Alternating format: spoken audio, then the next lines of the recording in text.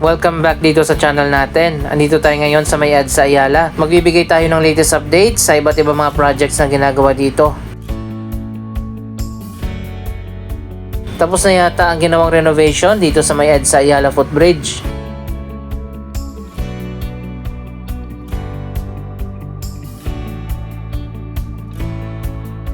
So ayan guys, tapos na nga yung ginawang paglalagay ng bagong canopy sa magkabilang side ng footbridge.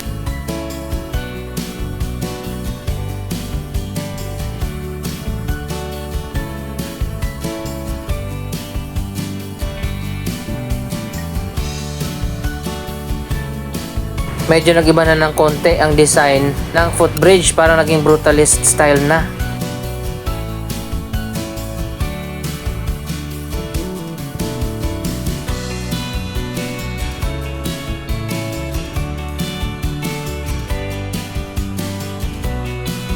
Ang ikatlong office tower naman dito sa One Ayala Grand Terminal, natapos na rin at nilagyan na ng mga glass panels at windows.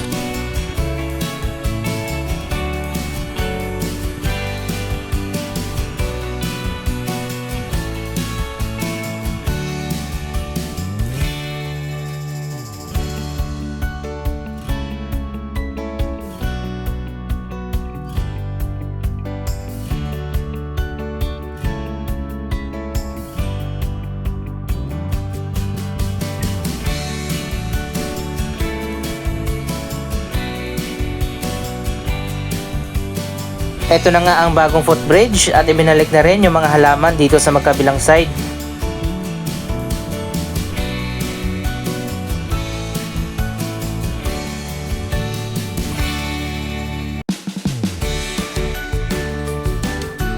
Ganun pa rin yung mga halaman dito, mga bougainvillea. Sana lang pinalitan nila ng ibang flowering plant at hindi na bougainvillea ang inilagay dito. Mabilis kasi yan tumubo at matinik pa.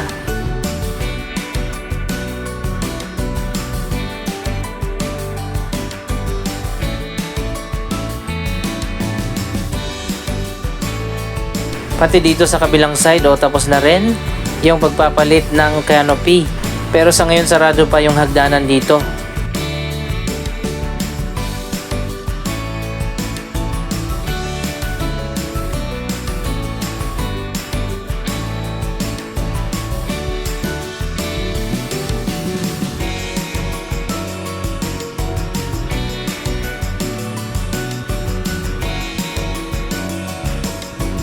Finally natapos din ang renovation dito sa footbridge.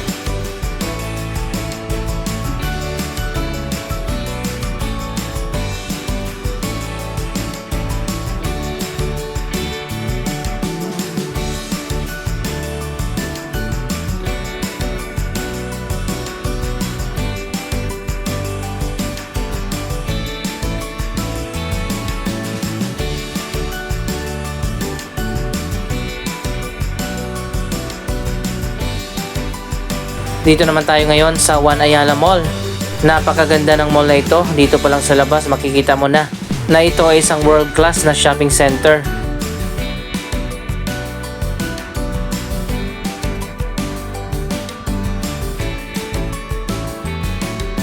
Mas marami na siguro ngayon na nagbukas ng mga bagong stores at mga restaurant.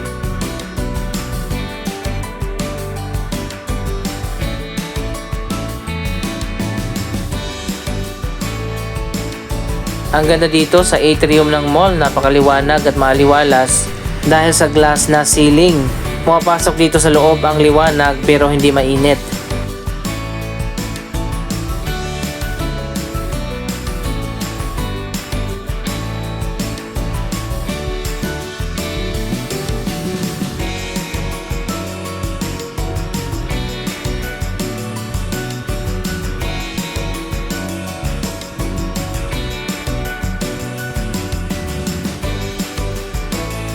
May artificial grass na nilagay dito sa gitna ng mall. May mga upuan din at mga table.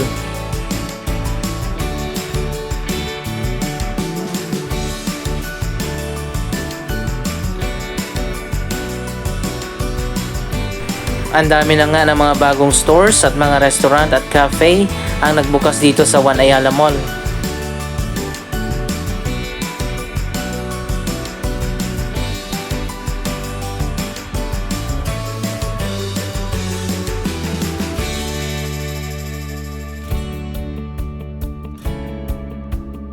Hindi na natin babanggitin isa-isa pero ipapakita ko sa inyo ang mga bagong stores at mga restaurant na nagbukas na.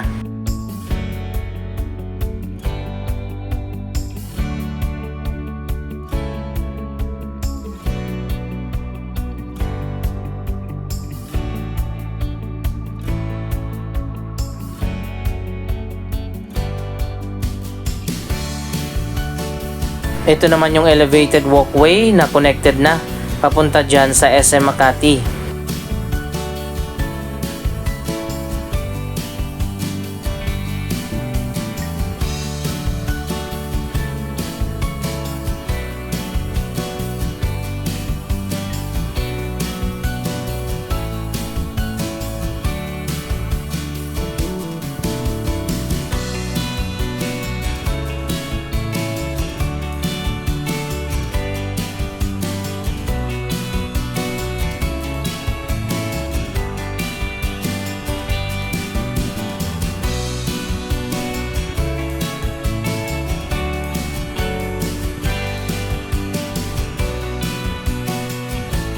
Dito sa dulo, iba't ibang mga sports at fitness brand ang nagbukas na.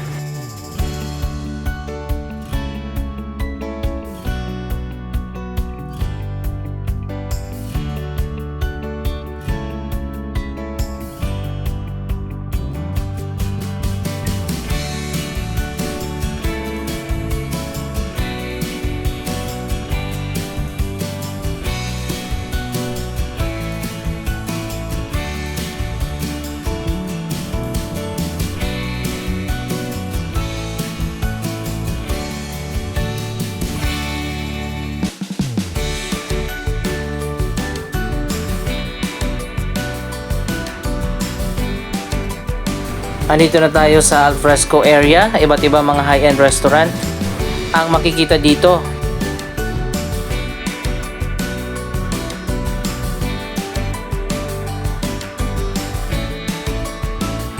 Tatlong floor yata dito sa One Ayala Mall ang may alfresco area. So meron pa dito sa taas.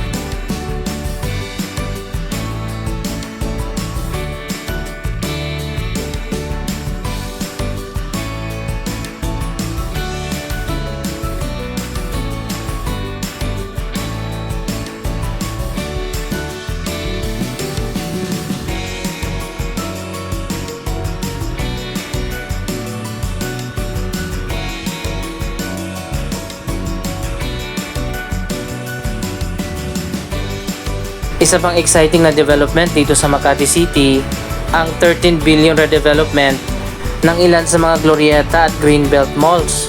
Sarado na nga ang Greenbelt 1 at 2 dahil sisimulan na ang redevelopment na gagawin.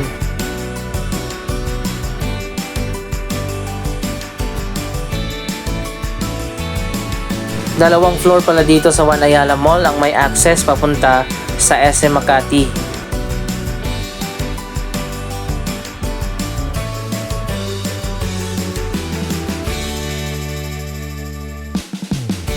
Dito sa 3rd at 4th floor, unti-unti na rin nagbubukas ang iba pa mga stores.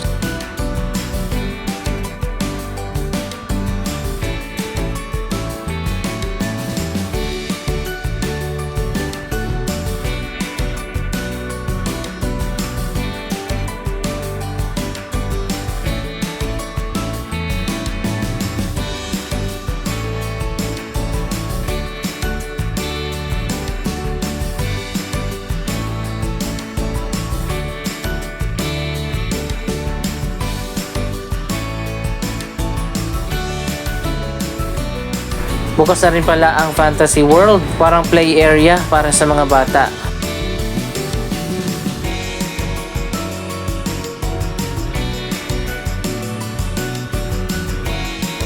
Ang ganda talaga ng architectural at interior design ng One Ayala Mall.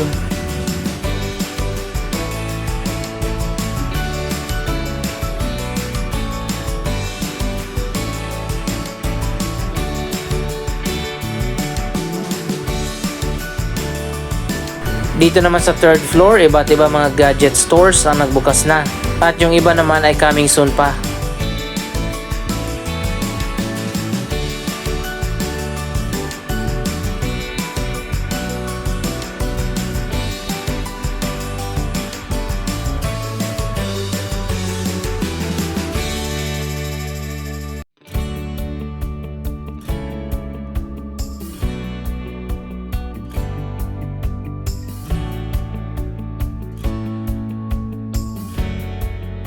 Pwede nang bumili dito ng smartphone, camera o di kaya laptop. Madami na mga stores na pagpipilian.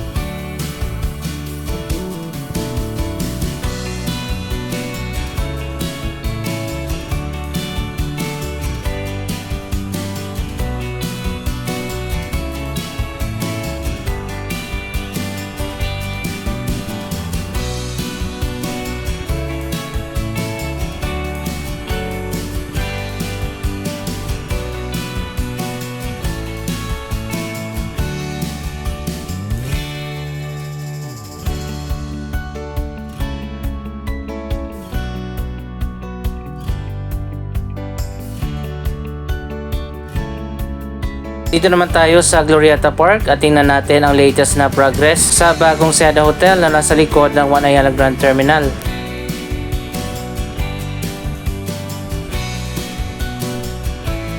Malapit na rin matapos ang bagong Seda Hotel.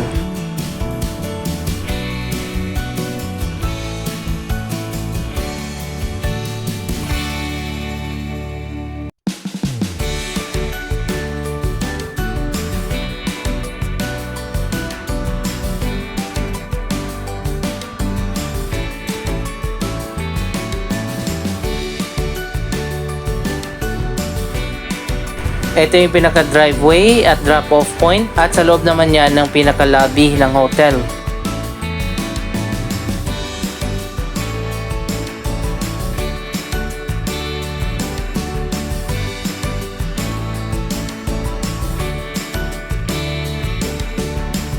Iba't iba mga cafe ang nagbukas na rin dito.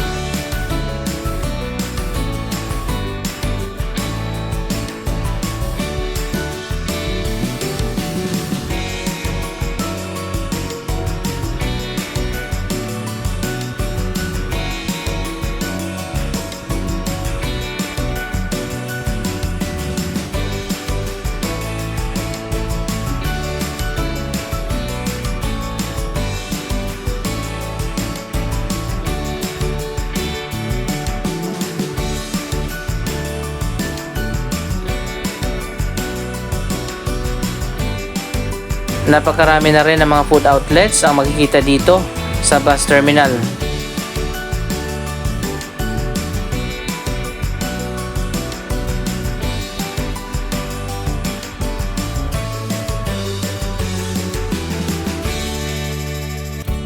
Dito naman tayo sa lower ground floor kung nasaan ang Robinson Supermarket. Mayroon ding iba't ibang food outlets dito, mga restaurant at drugstore convenience store.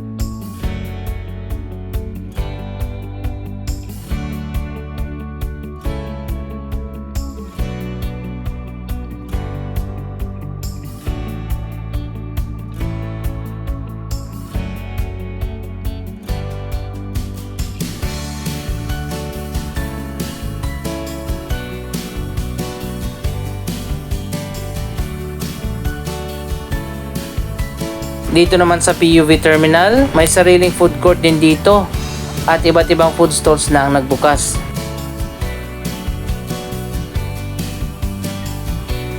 May mga table na inilagay dito at pwede nang kumain habang nakatayo.